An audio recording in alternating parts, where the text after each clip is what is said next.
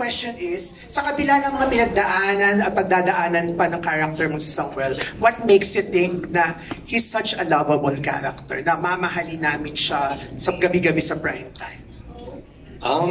Siguro kasi yung ano natin, yung kultura ng Pilipino ay makapamilya tayo. I think yun yung pinaka-main na ano natin. And as you saw sa dalawang episodes, ang pinaka-importante sa buhay niya, yung pamilya niya, yung anak niya, yung nanay niya. So despite kahit anong mga challenges na darating sa buhay niya, kailangan nilagpasan yan. Kasi yung greater motivation niya is to take care or alagaan yung pamilya niya. Pwede ko naman siguro sabihin, nakita niyo naman na kinidnap yung anak niya. Ang dami pang mangyayari sa pamilya niya kasi alam ng kalaban na ang pinakamahal ni Samuel, weakness niya is his family. So, yung character ko will do everything para sa pamilya ko. Lahat naman tayo, ganun din naman tayo dito. Gagawin natin lahat para sa pamilya natin. So, that makes him lovable and relatable. Yes. Thank you po. Congratulations po. Solid ang napanood namin.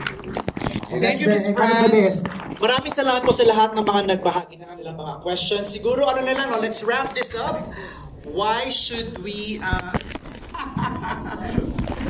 parang give us a reason to watch Sins of the Father. I know there's a lot.